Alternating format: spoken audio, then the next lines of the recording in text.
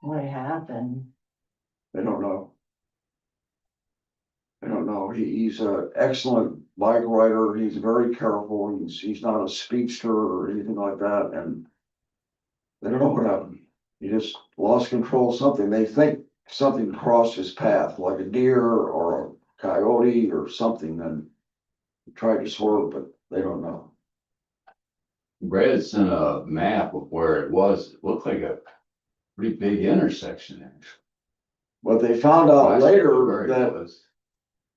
he was not on the road going to work, he was on the road coming back to home. And 2 days later, they were out in the garage and found his glasses. And my niece said he never goes anyplace without his glasses. And so what happened, she said he was probably turning around to come back home to get his glasses, and that's when it happened. Maybe he turned in front of a car when he turned around, I don't know, but anyway, it's sad, real sad. He was a tower of a man. He was a good man.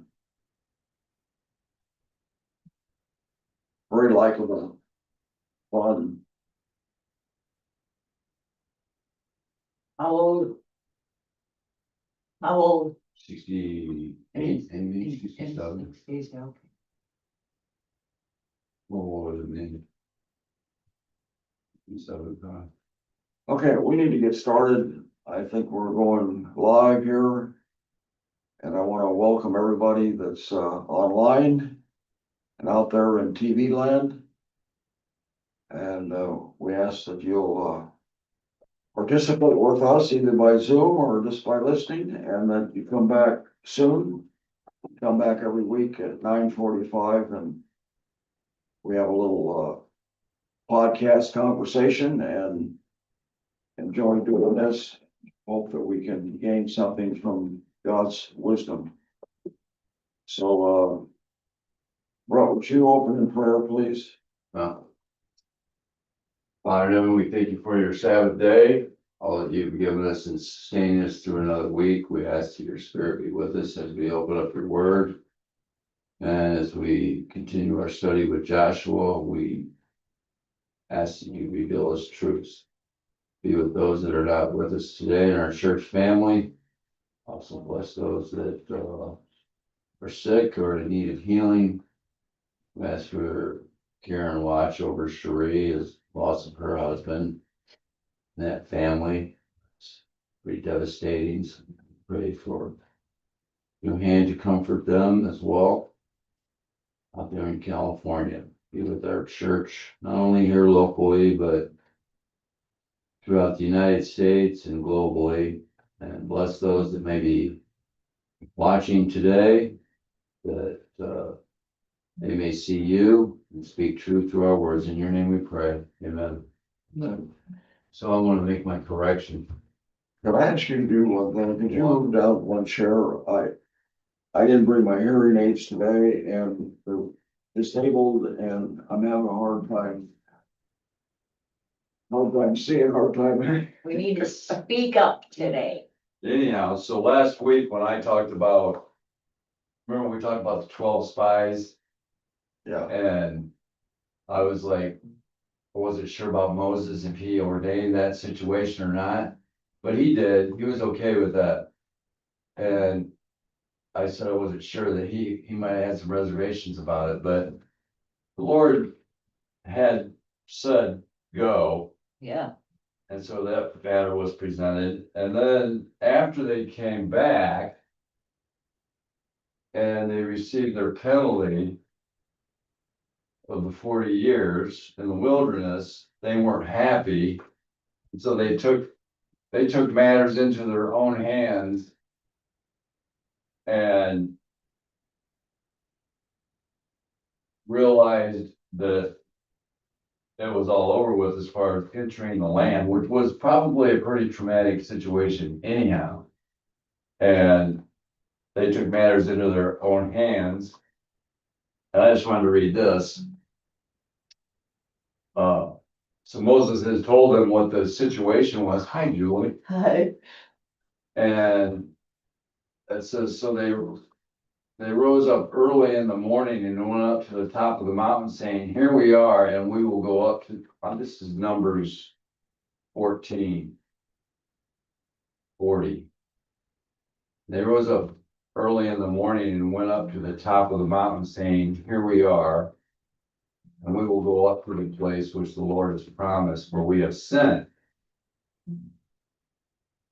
And Moses said, now why do you transgress the command of the Lord? For this will not succeed. Do not go up, lest you be defeated by your enemies. For the Lord is not among you.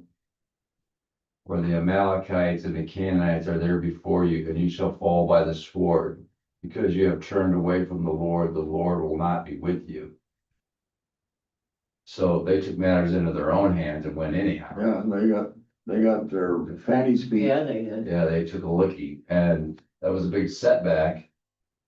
But that was where Moses was Well, they, like, don't go. But they really, with that loss and by doing what they did, they finally, I guess, accepted the fact that they were all going to die in the wilderness, which would have been hard to accept. Could you imagine 40 years and then all of a sudden you're right there at the brink and you realize you can't go? Even Moses and Aaron. 40 years of just wandering. And they weren't happy about it.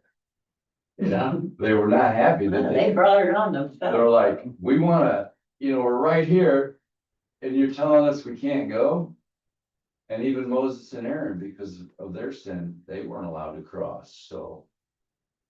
Things could have gone a lot smoother if, when the spies came back and they said go, they would have gone. That's because they doubted God. So God said, well, here you go. Yeah, but by not doing so, they made matters a lot worse for themselves, even after they did cross. It was a lot more difficult. I'm glad you brought that up because that's what the whole lesson today is about second chances. And, the headline is Surprising Grace. And Julie, for your benefit, Yeah, is there another book in here? I'll give you one. Whatever those little quarterly. we're studying, the transition from Moses to Joshua when the Israelites went into the promised land. Okay, And, Moses was the leader. Yeah. He died and Joshua took over. why did, like real quick, why, because they sinned against God by when Moses hit the rock? That's why Moses couldn't go in, because he hit the rock twice. To And make it look like he had the power? yeah, him and Aaron.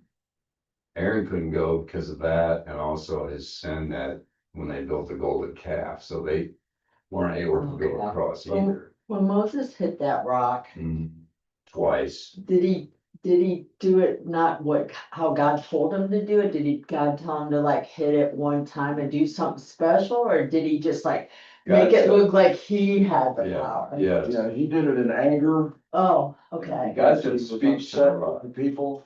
Oh, he hit it? And God just said, just stay to the rock. And he was angered and he struck the rock and And the rock still put out water? Yeah, Cause he said something verbally too, and hit it? well, Well, he had to, right? the rock is a representation of Christ. As Wow, flowing water. I And how he didn't know would that. freely give. So when he smote the rock, which Christ was smitten as well, Oh, wow. he freely gives.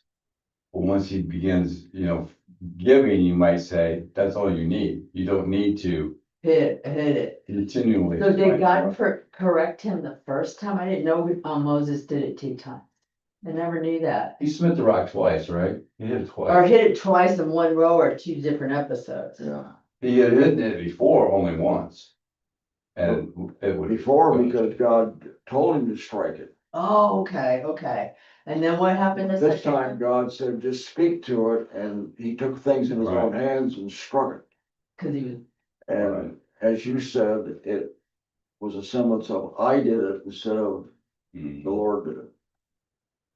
And wow. I feel sorry for Moses Yeah, because the people rebelled this first time, as you mentioned. And he had to spend 40 years in the wilderness because of their rebellion. Yeah.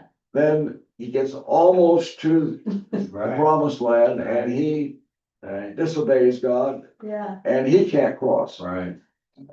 So like when you're leaving, you are the most, you can't really. You have to be the best example. That's the Yeah. only reason why he had all that, Yeah, right?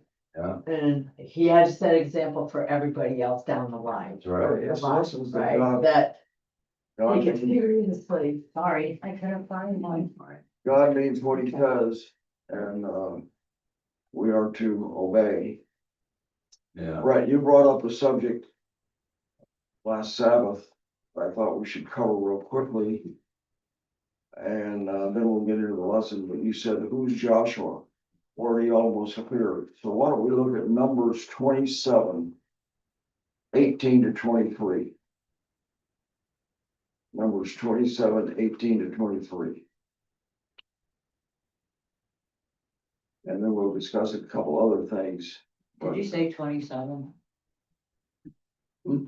Did he say 27? yeah, Numbers 27. Okay. Why Is that don't you read before Kings or after Kings? 18 to It goes 23? Genesis, Exodus, I Leviticus, used to know that. Numbers. It's the fourth book in the There, the 27 what? 18 to 23. And the Lord said unto Moses, take thee Joshua, the son of Nun, a man in whom is the Spirit, and lay thine hand upon him, and set him before Eleazar the priest, and before all the congregation, and give him a charge, and give him a charge in their sight. And thou shalt put some of thine honor upon him, that all the congregation of the children of Israel may be obedient. And he shall stand before Eleazar the priest, who shall ask counsel for him after the judgment of Urim. Before the Lord, at his word shall they go out, and at his word they shall come in, both he and all the children of Israel with him, even all the congregation.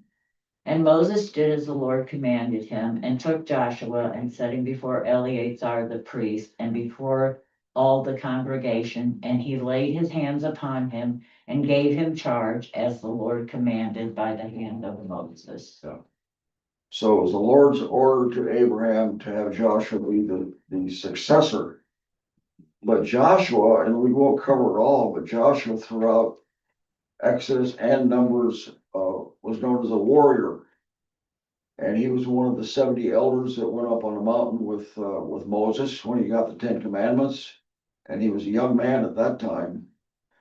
And he also was the leader of the army when they went out and fought the Amalekites out in the wilderness. And remember the story where the two held Moses' hands up, Yes, and as long as they were up, they won. Well, Yeah. Joshua, it says Joshua was the leader of the army at that time. Hmm. And when the arms went down, they'd lose. When his arms went up, they'd win. Right. Wow. And Joshua is mentioned then. Also, Joshua is mentioned that he went to the tent of meetings with Moses many times. And he would worship there with Moses. So he was known throughout the entire Exodus experience from the time they left Egypt to the time they went to the promised land, to the time of the wilderness and back to the promised land. And now that's where we are now, is when they've gotten back to the promised land. You're right on the, right at So the that- edge. Does that help clear up who Joshua was? Yeah, I mean, he was like Moses's protege. But he was ordained by Moses and obviously spiritually filled and military expertise. He was kind of just a stud, yeah. Well, who's Urim? So now, Urim, Where's that yeah, and at? 21. I don't know. Urim. Judgment after the judgment of Urim. This one. Just want you to know that when we go home, I'll go with you, okay? Pardon? I know, it's hard to hear me. Yeah, I'm going to. When we go home, I'll take you home. Well, I'll probably go with Brett, but if not, I'll go with you. Okay, Thank you. you're welcome. Uh, How have you been, young lady? Good, how are you Good been? to see you. Nice to see you too, Paul. Julie, my I know what you're hearing aids are not in. I had a hard time hearing what you guys. In I 21, found out what it is now, but it's only used one of it, and it's kind of a cool question. They had the breastplate with the stones, and it lights up. It's kind of like the 8 ball, yes, get a question, and it gives you the answer. It's- And the Thurum, yeah. Yeah, so it just said judgment, of the judgment, the Urim and the mini, I can't say that word, so there's 2 different judgments on the breastplate. So I just wondered if anybody knew what that meant, the Urim, because that word looked familiar to me, and it's the judgment, is one yeah. side, cause it said it's upon his heart too, whatever, wait, Urim, and they shall go upon Aaron's heart when he goeth before the Lord. maybe it was some type of direction because Eleazar, No. wasn't he Aaron's son? And he had been ordained, I think, to replace Aaron as the high priest, because Aaron was gonna die. Yeah. So maybe it was just like some type of like the spirit like directing them that, yes, it's Joshua is the man that God's leading them to. Does that make sense? No, because I think the breastplate must have 2 separate sides, right and left, and one Right. does the judgment of one. Does certain judgment, I'm guessing, and then the other side, cause it didn't say Thurim, but the other one. Right, Well, it the only said Urim, Urim. yeah, and it doesn't say what side that is, so I would take it, whatever, right is first or left. I don't, whatever, I just wanted somebody knew, cause. Well, I'm thinking that it was like predetermined and the judgment was that, yes, Eleazar as the high priest. It's okay to, it's directing them, like the 8 ball you're saying. Yeah, Like, yeah, who's good it- question, like, and who's then it Mike, gonna, who's it gonna be? and then, And they said it points to Joshua. No, No, what? No, how does Yeah. it point to Joshua? Joshua was appointed and it was like, it was shown that he was, it was approved by God. that's what I mean. Yeah, so, Moses could hear God audibly, right? All the time, he didn't need that breastplate, and so this new person, No, because not everybody hears God's voice. Moses You was know, not like priest. preachers today, God told me, I'm like, yeah. I never hear him. well, you can though. You really can. You can hear him yourself personally. You can hear the spirit talk to you. After Mount Sinai, the only people that were loyal when they did the calf were the Levites. Okay, And Aaron was a Levite. And he was also, at that time, he was named the high priest, and all the Levites were the priests forever, all the way up Okay. until Christ. okay, And Aaron was the high priest, and then his sons were also commissioned as priests, and later on, they had a hard time. But we're not studying that. That's yeah, in another story, Well, Aaron had his own problems as Yeah. well, so. but Aaron was second to Moses in the leadership of Israel. okay, And, as But Moses didn't minister in the sanctuary like Aaron. Aaron was the high priest. Moses was outside of. in fact, we just studied Like, last week, Jimmy, general. that when they built the tabernacle and built the ark and the most holy place, mhm, Moses went through and ordained each space in the tabernacle. And that was the only time that he was ever in the most holy place. He was not allowed in there. The only person that was allowed in was Aaron, the high priest. And I found that interesting that he went through and ordained it, but as the Bible tells us, he never went back in. yeah. Cause, the high priest represents Jesus. And he could never represent Jesus, like, cause he was Yeah. a leader, and the high priest is The sacrifice. In Hebrews, it describes it vividly, is that during the time of Israel, we had a human high priest, but after Jesus died on the cross. Yeah. He is our high priest forever, and we don't need an earthly priest. Okay, that makes a lot of sense. Okay, so let's get to our lesson today. Title is Surprising Grace. And why don't we read the memory verse? Right, can you read that? Yeah. Okay, so it's Hebrews 11:31. Surprised by grace. So Hebrews 11:31. I'm gonna read out of the quarterly. It says, by faith, the harlot Rahab did not perish with those who did not believe, when she had received the spies with peace. Hebrews 11:31. Yeah, Hebrews 11:31. Okay. On the surface, if you read that, what does that tell you? Do we know who Rahab was Yes. and how she came into the picture? And we studied that a little bit last week, and now we're going to study it in more depth this week. But Rahab was a citizen of Jericho. She was also a harlot. And as the story goes, and you can add to this as you want, as the story goes, was that Joshua decided to send out 2 spies. Now, does that remind you of something? Cookie? Yeah, when Moses had sent the spies to Yeah. go over and spy out the land, but he sent more than 2.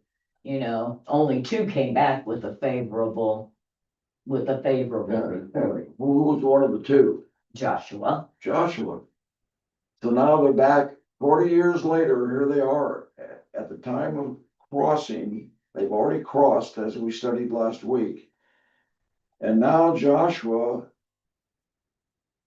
says, I'm gonna take a chance and do the same thing that God told me to do, or told Moses to do 40 years ago, but I'm gonna send out 2 spies. Right. So he sends 2 spies out to the most fortified city in the whole land of Canaan, a city by the name of Jericho. Why did he send the spies? To see what they were up against. To get a lay of the land, maybe. Pardon? To get a lay of the land, maybe. I guess that's the same thing. Can I ask a real quick question? When you said Moses, because I thought I'll do what Moses did. Did Moses send out spies too? Yeah, 40 years earlier, Where at? that's what got him in Yeah. trouble, is Moses had sent in 12 spies. Yeah, 10 came back with a bad report. Oh, we can't go in there. It's too dangerous. And oh, my word, it's just going to be horrible. We're going to get wiped out. We can't beat those people. so, 2 spies came back with a good report. so this time he's only gonna do 2 spies because it's 50-50. So. The report. Oh, I I guess. don't Or both, I don't know, I just wondered. I don't know. Sorry. But because of their doubting God, because God told them that they could, that was their land to take. So when the spies came back with a negative report and all the people were like, oh, no, we don't wanna go. So they ended up having to wander another 40 years. Okay. All the way Yeah. from Abraham, 450 years earlier. He says, I'm giving you this land. Right. So here you had Abraham, Isaac, Jacob, Joseph, Moses, the whole deal. I'm giving you this land. I'm giving you this land. Now they get there and They Howard's cower. giving us this land. We've got to do it ourselves. Yeah. So they cower. Ourselves. So they didn't go forward with faith. Yeah, they didn't accept the gift. Which, to answer your question, I guess Rahab is showing her faith, Mhm. that she's willing to accept their God, and by faith, she was saved by her faith. That's a good lesson, really, because. When you think about it, and I thought about this, yeah, Rahab believed that the God of the Israelites was the one true God. But then we go into depth, it's like bringing in her household Mm. into her house in order for them to be saved, which is getting way ahead of the story here. But I think, that story of the Israelites being delivered and crossing the Red Sea and all of the conquering that they did as they went along. Her family, like her forefathers and stuff, had to have played a big role in passing on, the stories of the Israelite nation and how God led them. And so I think that's why Rahab was allowed to bring her family in, because they had all taught her probably since she was young about the one true God. And she had accepted him as being, even though she was living in a pagan nation. Well, it's a kind of a repeat of the Passover, Yeah. is that because of Rahab's faith, how she had that, I don't know. I don't know how she learned all about what the Israelites had done, because we can read it all here if you want to, but she said to the spies, "We are fearful of your people because we know what happened when you left Egypt. We know what happened at the Red Sea. We know how you conquered Og and those kings of the Amorites, Amalekites. And we know what you've done, and we know how you crossed the Jordan River, and we are in fear of you." And so I don't know how she knew all that, but evidently the reports had followed down through the years, and the people in these cities in Canaan knew about who Israel was, and they knew who God was, because she says, "We are fearful of you because we know that your living God is the true God." And I found that amazing. The Bible doesn't report, Cookie, about her family, except that when she asked for the spies to protect her when they came to destroy Jericho, that it would not only save her, but would save her family. Where's that at in the Bible? Where's Rahab at? Did you read? Let's read Joshua 2, start with Joshua 2, verses 1 and 2. Let's start there. Joshua. Joshua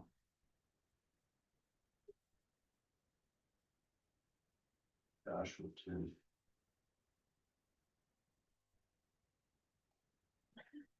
Okay.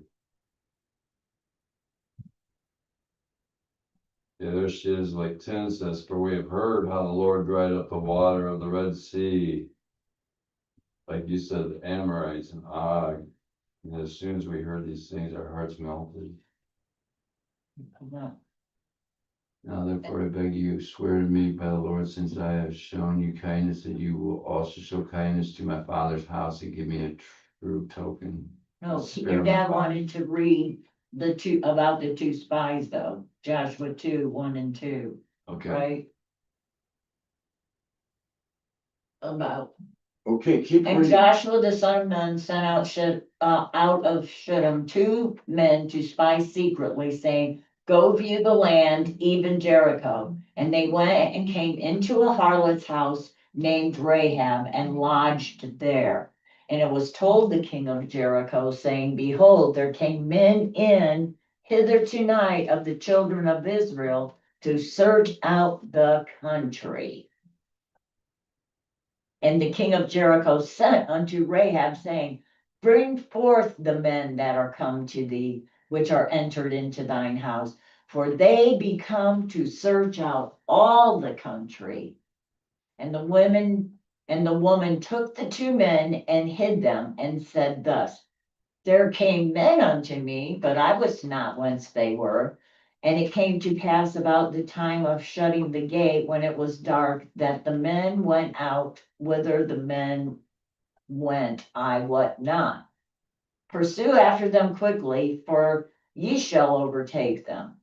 But she had brought them up to the roof of the house and hid them with stalks of flax, which she had laid in order upon the roof.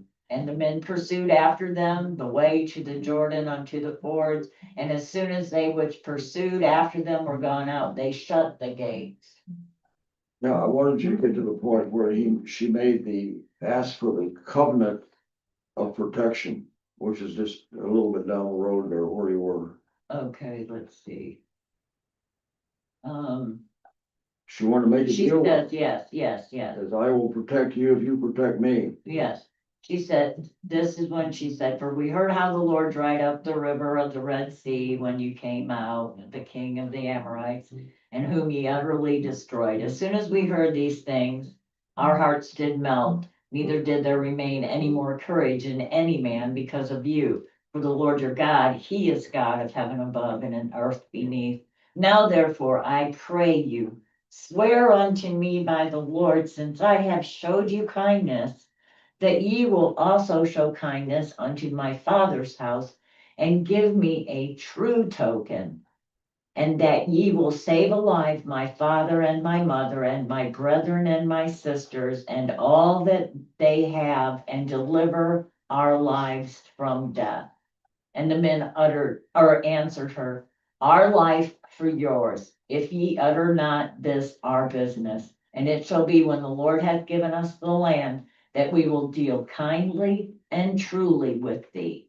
Then she let them down by a cord through the window, for her house was upon the tall wall, and she dwelt upon the wall.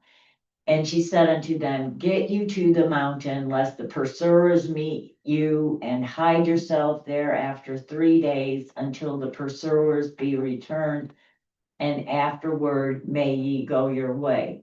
And the men said unto her, we will be blameless of this thine oath thou hast made us swear. Behold, when we come into the land, thou shalt bind this line of scarlet thread in the window which thou didst let us down by, and thou shalt bring thy father and thy mother and thy brethren and all thy father's household home unto thee.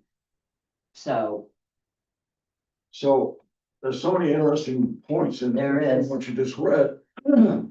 She not only hid the spies, and then she lied. You think that God approved her lying? she like, he doesn't approve of lies, but she wasn't, It was pointed out she wasn't fully, it was Like- pointed out in one of the lessons that I listened to last night, is that God did not judge her in lying because she was early in her faith. right. And she came from a culture that lying Came from a wasn't, culture that was, they had no big deal to lying lie, was no big deal. right? So therefore, God certainly overlooked that. But not only did she hide the spies and told the people that came to find them that they had left, she helped them escape and even told them where to escape and where to go, and let them down by a scarlet rope. No, she didn't let them down by a scarlet rope. She let them down by a rope, and they gave her a scarlet thing to, Didn't she sleep with one of these guys and he, got her pregnant, and no. is that the prostitute, or is that a different prostitute story? Well, I'm not gonna argue the It's point. not this- Take care of the prophet said that she let them down by the scarlet rope and left it hanging Thou there shalt, until the day of the. they tell her to bind this line of scarlet thread in the window, so, Anyway, she put it there and it was left there until they came and captured Jericho. But she helped them escape. told them where to go, how long to stay, and they followed her instructions. Mhm. And then after the 3 days, they crossed back and went back and gave a report to Joshua. Mhm. But as far as the family is concerned, I can just see when the children of Israel tells the story how they conquered Jericho, is God says the first day go out and surround the city and walk around the city one time and blow the trumpets. Well, I can just see what happened with Rahab at that point. She went and found her cousins, her dad, her mom, her brothers, her sisters, any of her family, and says, come into my house and stay in this house and don't leave. Because the Bible said if the spies told her if they walk out of the door, they will be captured. Yeah, it's not their problem anymore. They made a promise to her, but she had to. And that's exactly the same as the Passover. They had to come into the house. They could not leave until they were passed over and they were saved. Well, and here's the interesting thing. She had to bind that rope that she had let down. She had to bind it with a scarlet thread. So scarlet, the same color as the blood on the lentils. So it was a symbol of the blood. Mhm. Now, the title of the lesson is Surprising Grace. Let's really go back to where we are. Was it grace itself that allowed Israel to be where they were and cross the Jordan River? I'd say yes. Because he could have wiped them out and said, hey, I'm done with you guys. After what you did at Sinai and what you Yeah. did, Yeah, what you did, I'm done with you guys. I can like to get it. But it was by grace that they survived that 40 years, and now they're crossing the Jordan River into the promised land. Right. And the title of Monday's lesson is Second Chance. Mhm. Let's not blow it this time. Pardon? Let's not blow it this time. Yeah, let's not mess it up this time. And God is full of second chances. Who else can you think of that he gave a second chance to? Joseph's brothers. Pardon? Joseph's brothers. Joseph's brothers? Peter. Peter. Lesson points out Peter. So let's just read that. Some of those verses. Let's travel through Monday's lesson and read some of the verses in Monday's lesson.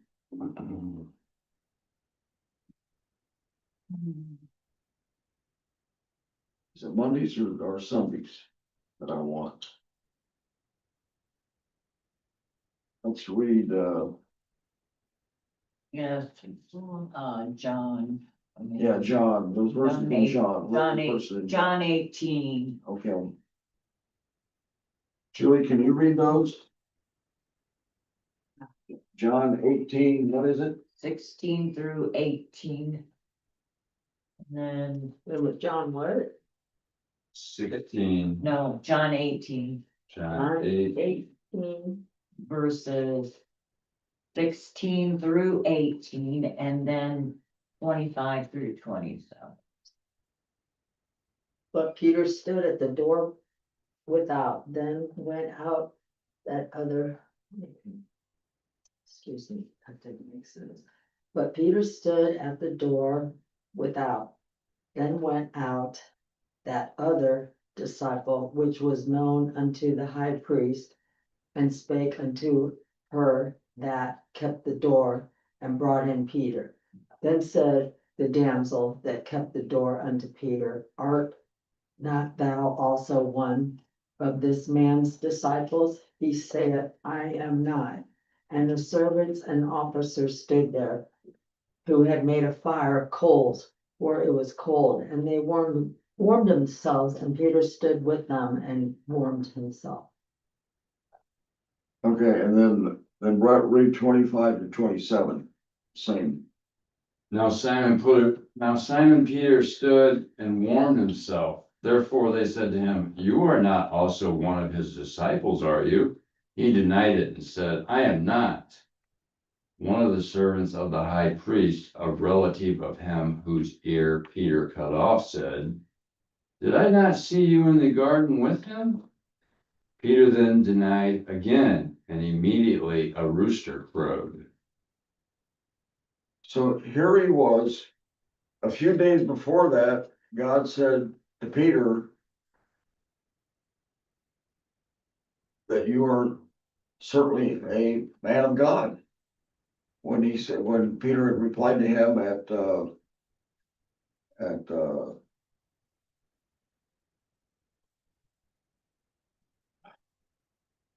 I know the name of the town, I can't think of it. Anyway, Jesus had complimented him that you certainly are a man of God because you recognize me as the Son of God. Now, 3 days later, he's there in the temple when Jesus is being whipped and taken care of and being judged. He said, I don't know the man. Now, Just as Jesus had foretold that he would. at deny. that particular time, Jesus had a perfect right to say, Peter, I'm done with you. Your faith is just no good. It's lousy. You have no faith whatsoever. Wait a minute, well, what's faith got to do with being in fear of your life? I mean, I think people are, they, at a moment, they're afraid of dying, and you know, and it's not that he didn't believe in Jesus, maybe he was just protecting his life.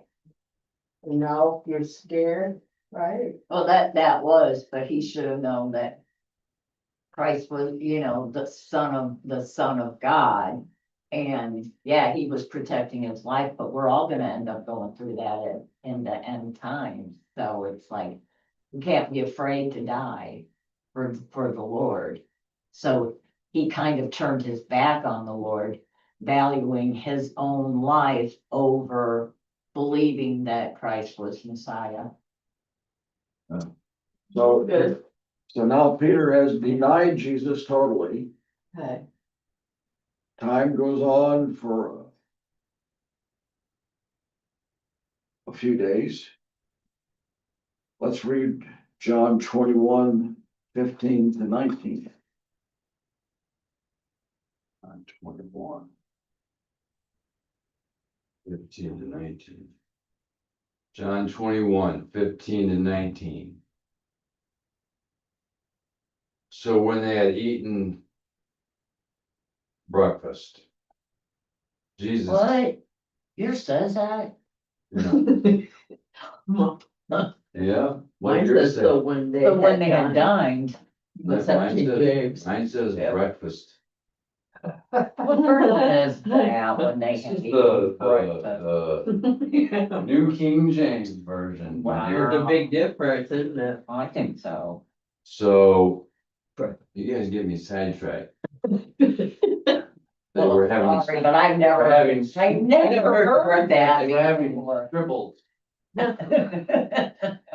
So, when they had eaten breakfast, Jesus said to Simon Peter, Simon, son of Jonah, do you love me more than these? He said to him, yes, Lord, you know that I love you. He said to him, feed my lambs. He said to him again, a second time, Simon, son of Jonah, do you love me? He said to him, yes, Lord, you know that I love you. He said to him, tend my sheep.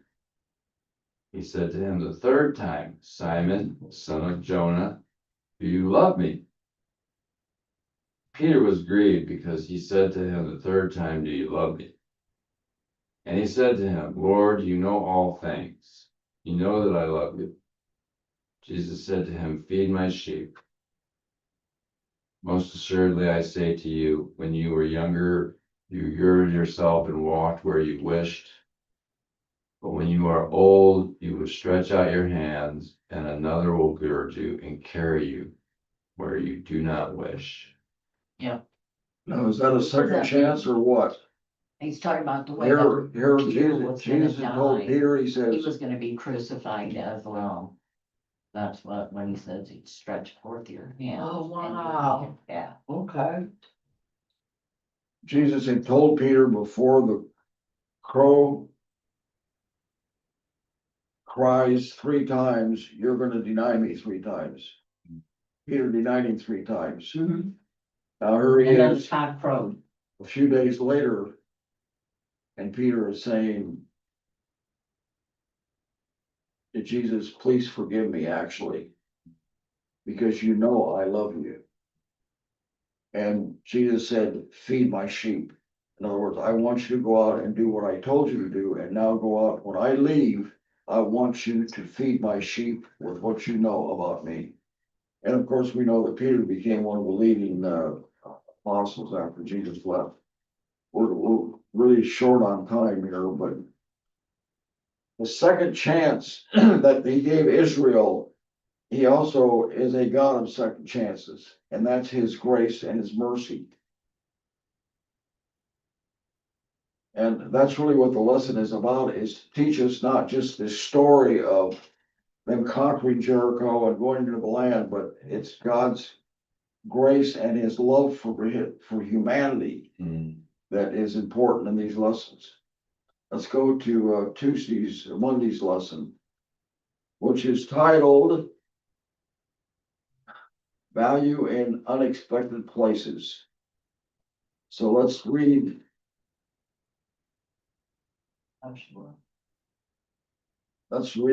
Joshua 2, 2 2 through 11. to 11. Can you read that? Yeah, Joshua 2. Boogie? yeah, but let's just go, let's see, You because read I that? read a lot of this Read the whole anyways. thing. Oh. Who I read did read that? it. So, yeah, so let's just do the Hebrews 11:31, because this is about, Yeah. Joshua sending them out and Yeah. it comes, so we need to just jump to, let's go to Hebrews 11. That was our memory time. Is that our memory time? Oh, yeah, that is our memory text. Hebrews 11, How do you guys memorize stuff? I remember when I was a kid. verse 31. By faith, the harlot Rahab perished not with them that believed not when she had received the spies with peace. So Rahab perished not with them that believed not when she received the spies with peace. And then James, So by her faith, she was saved, just like us. And I mean, the value in unexpected places, how would you expect to have God's grace and his redeeming power in the home of a harlot? That certainly is an unexpected place. Yeah, it is. I would agree. And the Yeah. spies were saved by her faith. And in turn, her whole family was saved because of her faith. And you talk in the title of Unexpected Places, of all places you would not think that God would perform this miracle, would be in the home of a harlot. And as we know, Rahab, Julie, later on became the wife of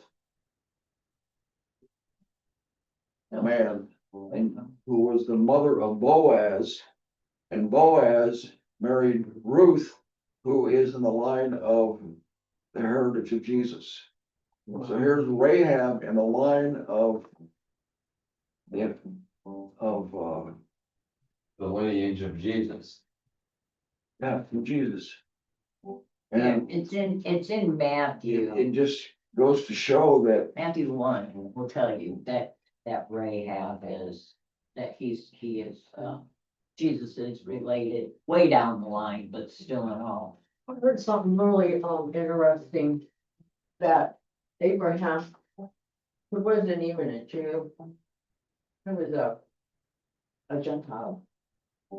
And his promise, for us came through him, and I thought that was Yeah, at the time he wasn't, but then the Mhm. Hebrew nation was made great through his lineage. So he was the father of Right, the yeah. Israelite. But He was the beginning, but yes, originally he lived you know, in the land of Canaan, right? Mhm. And God called him out with of this the faith, land. he Yeah. started it.